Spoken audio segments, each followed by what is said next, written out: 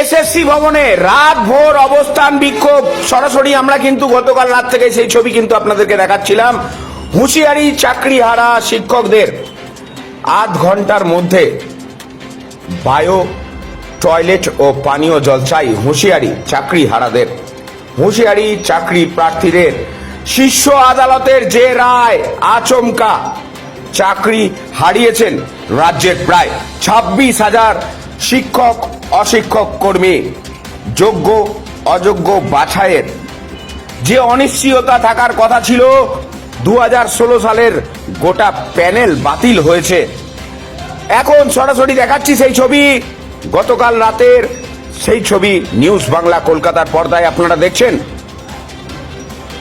যোগ্য অযোগ্য বাছাই করা সেই সংক্রান্ত পূর্বক যে তালিকা প্রকাশের দাবিতে রাত ভর বিক্ষোভ এসএসসি ভবনের চাকরিহারাদের।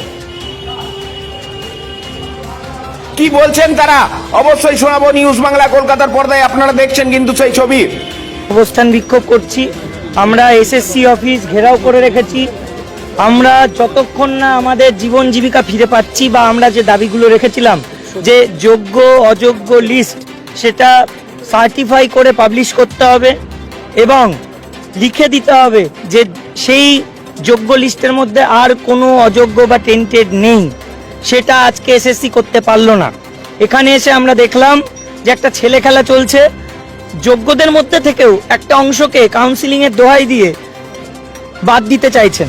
আলটিমেটলি একটা ডিভাইড অ্যান্ড রুল পলিসি, এবং সেই জায়গায় দাঁড়িয়ে ওনারা বলছেন যে আপনাদের আর স্যালারি থাকবে না, আপনাদের মানে এক প্রকার যেন টেন্টেড লিস্টেই ফেলে দেওয়া হলো। এটা আমরা কোনো প্রকারে মেনে নেব না। আমরা সময় দিয়েছি যে আপনারা পর্যালোচনা করুন, কথা বলুন। যোগ্য অযোগ্য লিস্ট যেটা সার্টিফাই করে দেওয়ার কথা, সঠিকভাবে যারা যোগ্য তাদের একজনের নামও যেন বাদ না যায়, সেটা করতে হবে। ওএমআর পাবলিশের কথাও আমরা বলেছি, সেগুলো আলোচনার স্তরে ছিল, কিন্তু সেই পর্যায়ে আমরা যেতেই পারলাম না, আলোচনার স্তরে যেতেই পারলাম না, কারণ প্রথমেই ধাক্কা খেলাম যে এই লিস্ট থেকে নাকি অনেক যোগ্যদেরই বাদ দিয়ে দেওয়া হচ্ছে। এখন আমরা অবস্থানরত অবস্থায় আছি। অনেক স্যার ম্যাডামরা রয়েছেন, ফিমেল সংখ্যাটা অনেক, ম্যাডামরা প্রচুর সংখ্যায় রয়েছেন। আমরা পুলিশের কাছে অনুরোধ জানালাম যে আমাদেরকে বায়ো টয়লেটের ব্যবস্থা করে দেওয়া হোক, কারণ এই চত্বরে কোনো জায়গায় টয়লেটের ব্যবস্থা নেই। সেই জায়গায় দাঁড়িয়ে পুলিশ নিশ্চুপ, একটা মুখের কোনো শব্দ পর্যন্ত বললেন না। আমরা বললাম যে আপনাদেরকে সময় দিচ্ছি আধ এক ঘন্টা, আপনারা এই ম্যাডামদের কথা অন্তত মাথায় রেখে বায়ো টয়লেটের ব্যবস্থাটা করুন। এমনকি জলের ব্যবস্থাও নেই। ওনারা চাইছেন যে এই অসহযোগিতাগুলো করবেন এবং তার ফলে হয়তো আমরা অসুবিধা ফেস করে আমরা হয়তো এখান থেকে উঠে যাব।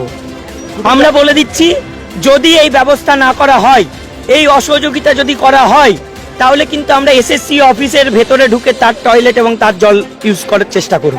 এটা আমাদেরকে এখানে অনেক মহিলা ম্যাডামরা আছেন।